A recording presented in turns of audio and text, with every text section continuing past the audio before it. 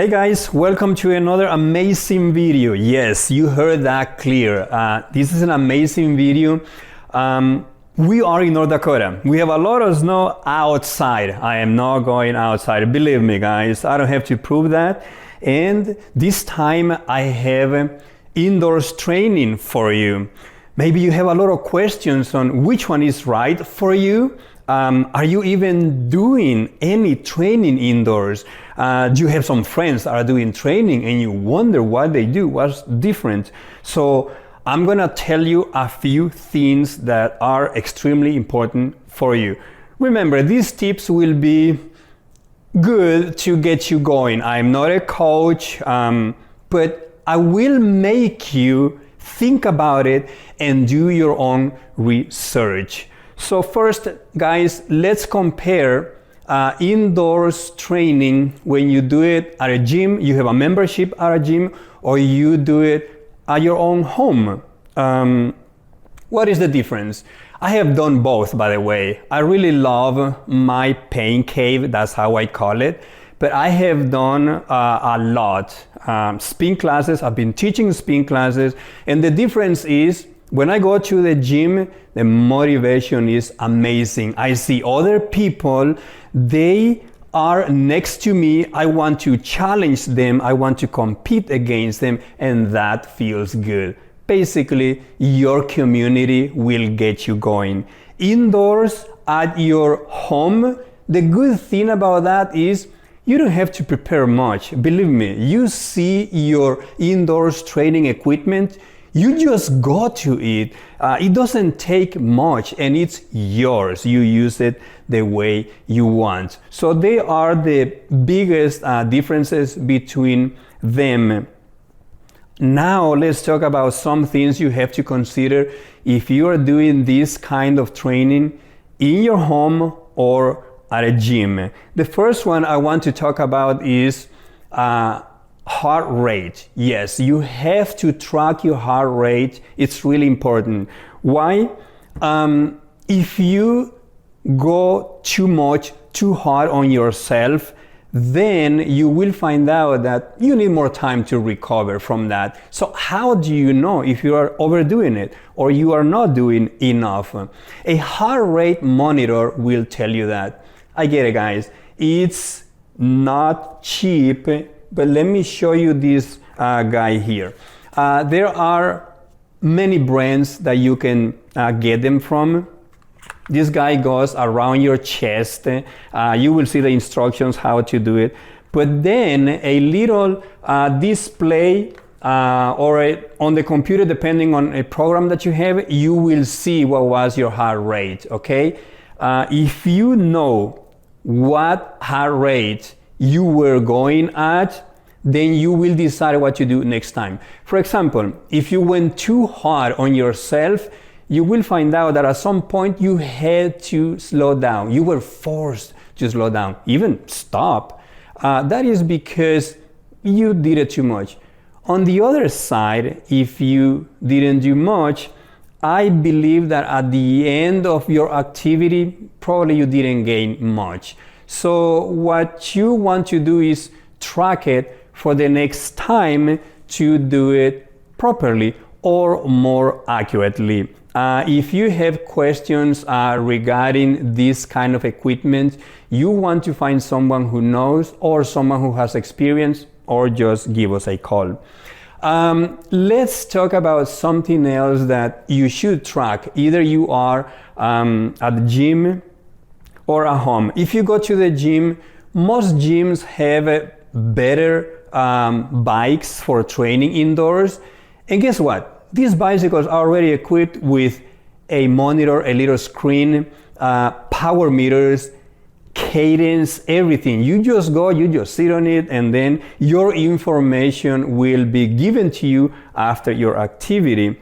If you don't have a gym membership and you want to do it at home, then I want to suggest you a cadence sensor. It goes on the crank arm of your indoors bike, or if you have a regular bike, mounted on a trainer like this one. So the sensor, they look like this, and you have to ask yourself, why do I want to track my cadence? Simple. I remember when I started pedaling back in my days, I went to the highest gear I had. It feels good. You face some resistance from the bike, anything that you're doing, it kind of feels good. But you know what? That doesn't last long. You want to do this activity longer. That's what you want. If you do 5 minutes and you are extremely tired, you didn't get nothing. So cadence is good to track how fast your pedaling goes. For most people, 80 RPM is the sweet spot. You will have to find what is yours. When I went to indoor cycling at the YMCA, my sweet spot was between 65 and 70. Yes, you heard that. I have chicken legs, but guess what? I felt like I was a man. I went to the YMCA and that was a humble moment. I found out that I needed to gear down and increase my RPM. I did it. And you know what? I have some people around me that they witnessed my improvement in fitness. Meaning I kick their butts, okay? Simple as that. I started tracking my cadence, guys. Now my sweet spot is around 90 RPM. The idea is to choose lower gears and then you last longer. I want you to go reading, find any link online and find what low cadence does to your muscles and what high cadence does to your muscles. You will be impressed and you will still doing it in a different way. Now guys, I have one more thing to talk about, and I want to talk about power meters. Power meters are not for everybody. The reason, they are expensive. They are expensive and this is not for everybody. Now, the reason is, why do we need a power meter? Simple. If you go out riding, when you come back and then you go home, you have nothing to compare it to. You don't know if you were slower, faster. You don't know that. With a power meter, you will have some data to track and see if you are improving or not. The question I asked myself a long time ago is, why power meters? Why do I need something so expensive? Put it this way, back in the day, in the 90s, most bicycles had a little computer that was tracking speed. And we felt good when we noticed that 30 miles an hour max or whatever, we were happy. There is a problem. Those little computers depend on many things. If you have tailwind, that speed is fake because the wind was helping you. If you had headwind, that speed is fake because you were strong, you were feeling good. But due to the headwind, you were slower than any day before. Because of that, those little cyclocomputers, they're kind of lying to you, you know. They are cheap, but they are not giving you much. Because of that, manufacturers came up with a good idea, heart rate monitor. Okay, yes, now you can train in zones and you can relax if you're doing it too much, or you can go up if you are slacking. So there is a problem with power meters. Sorry, if you have the heart rate monitor, there's a little problem. Let's say in the middle of your training, you get a text and someone tells you that you didn't get paid for whatever reason. Believe me, your emotions will affect your riding from there. So your heart might beat faster, slower. The heart rate monitor has some complications. It depends on your emotions and other things that affect your body. Well, guess what? Power meter doesn't care about wind. Power meter doesn't care about your paycheck. Power meter tracks your power. If you have tailwind, the power meter will show low power. If you have headwind, the power meter will show power. There you have it. Now you know why it's so expensive. And it's expensive because it's not easy, guys. So I find the pedal power meter to be the easiest one. It's not cheap, but it's easy to put it on any bike. If you have a power meter that goes on the crank arms or around the bottom bracket, they not only get expensive, you also face complications on what standard I need, what length, what brand. It gets a little more complicated. But there you have it, guys. Power meters will give you more accurate information about your training. Guys, you do it indoors at home, you do it at the gym. Let's tackle this. Let's get it done. Let's say you don't have all of this.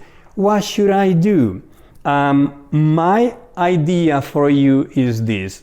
I'm gonna buy one of these gadgets sometime in the future, but right now I don't have nothing.